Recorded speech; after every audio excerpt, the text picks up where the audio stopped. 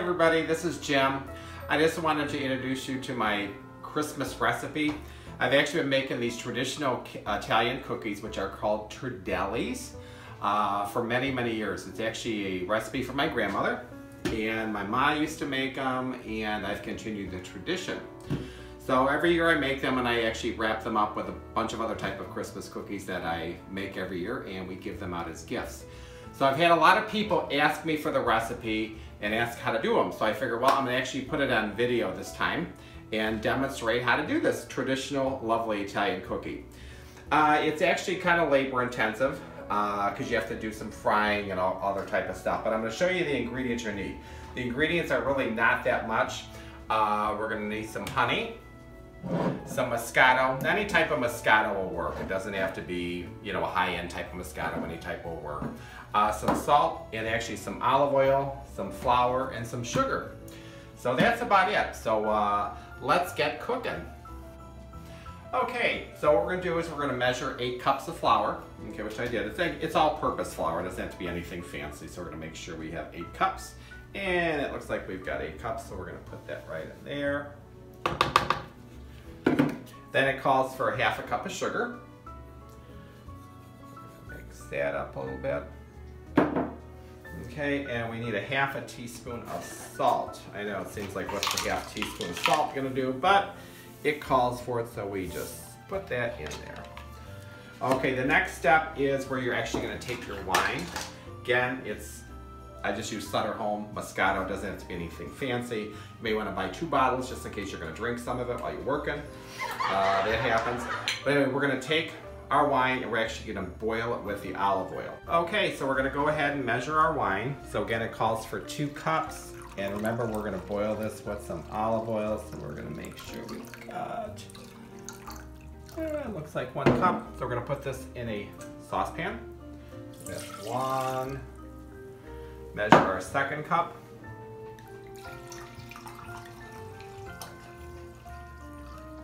And by the way, you really don't get drunk off these cookies. They just taste really good. There's our 2nd cup. Okay. Now we're going to call for a cup of olive oil. Okay. Again, a nice olive oil, nothing fancy. So we're going to go ahead and measure 1 cup.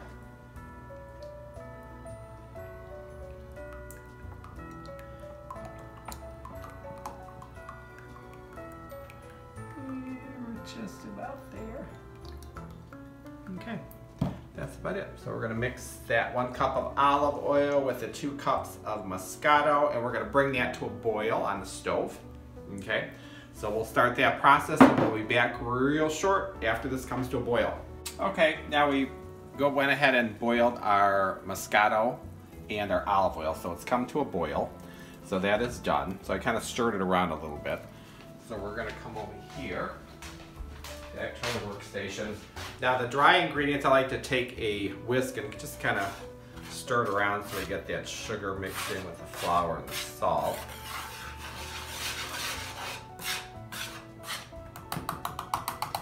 Okay, now this, and we kind of just pour this around a little bit here.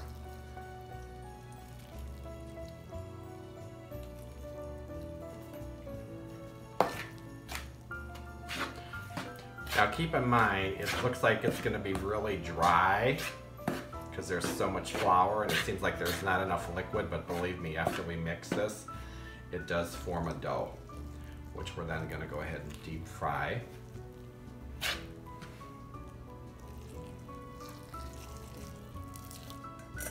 Okay, you don't want to put your hands in there because it's warm. Not yet anyway, so we're going to kind of stir this around. One thing nice about this, you really don't need a rolling pin. So that saves you some time. I'll show you how you're gonna form the actual cookie. We're actually gonna use a basket. That's traditionally how we do that with these.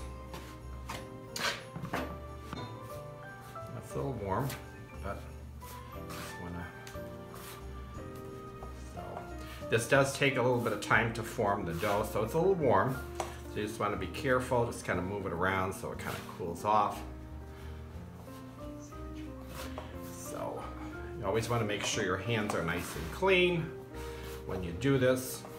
So So we're gonna cut, and we'll be back shortly after the dough forms. Hi everybody, we're back. This is the dough. It's kind of a dry dough. It's not real wet, it's not sticky. So I was probably kneading it for about 5 minutes. So this is kind of the consistency you're gonna get. You just kind of keep rolling it over. Again, be careful when you put the hot oil in the wine mixture in there, that you don't burn yourself. Just move it around a little bit so it kind of cools off, and then you can kind of dig your hands in there. So anyway, I'm gonna take a second here to show you how to form these. Again, the best way to do this is to actually have a basket. I use this basket, make sure it's clean to actually form the actual cookie. So here we go. So we're just gonna take a little bit, not much. I like them small. They cook easier and they're nice and crunchy. So I just kind of make a little ball. Then I kind of take the basket and I kind of just roll. So you want all those little nooks and crannies in there because we're gonna fry those and then they're gonna be dipped in honey. Okay, so again, here's another one. Just a little piece, put it there, and then just take your thumb and kind of just roll it, turn it over. Okay, do another one, again, small piece of dough, take it in the basket and kind of roll it.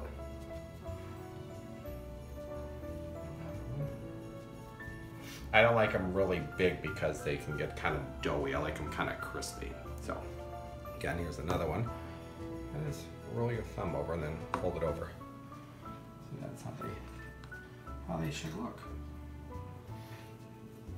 So again, you want all those cracks in there. That's why I use the basket, so you can actually get more honey and it sits in the grooves. Here's another one. Okay. We'll do one more, then we'll take a break, and then we'll show you how to fry them and do the honey, and is the last step. All right, there we go. Hey everybody, we're back. Okay, so we have some of our turdeles formed here. Keep in mind the dough appears to be dry, so you're gonna have to keep mixing it as you go along. So test your oil out. I did the to make sure it's ready to go, as I dipped a wooden spoon in there. If you get some bubbles forming around it, you kind of know it's ready. You don't want it overdone, so we're just going to slip those in there.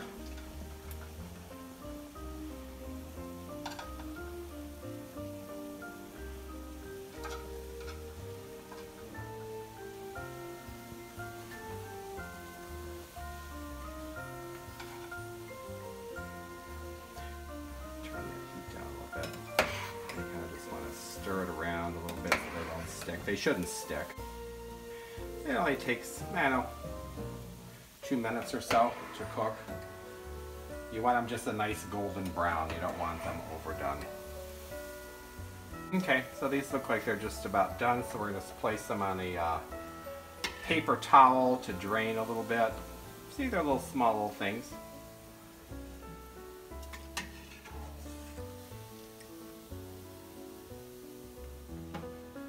So that's that part. So now we're going to take them and put them in. I have some honey here, so you just put it on really low, just so it kind of gets a little bit, you know, a little bit watery.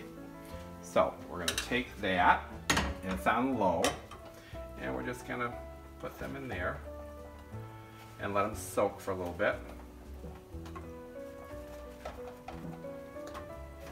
You can put a bunch in there, it doesn't really matter.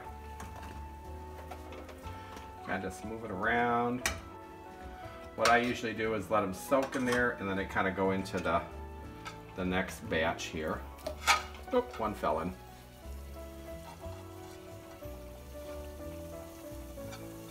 I kind of turn the heat down a little bit high there.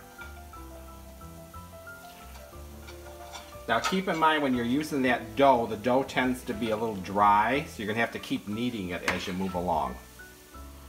So don't think it's like there's not enough liquid in there. It's just got to be you got to keep kneading it.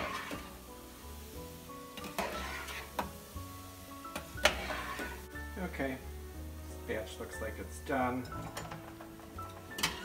Make sure I get every one out this time, not leave one behind. Okay. All right, these should be good. So what I do is alternate frying and make sure you drain these real good.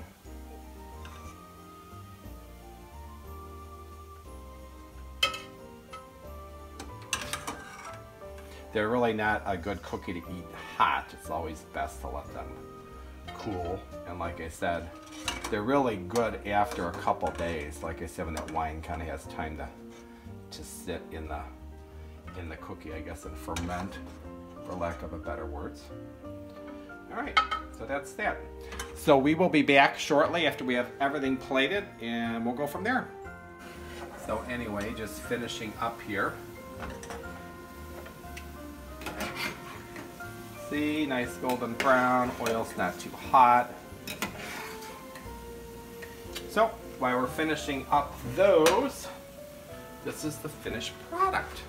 So anyway, hope you enjoy these traditional Italian Turdele cookies.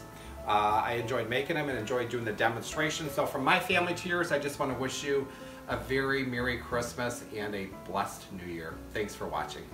Feel free to leave some comments, and the recipe will be posted below the YouTube video. Thank you.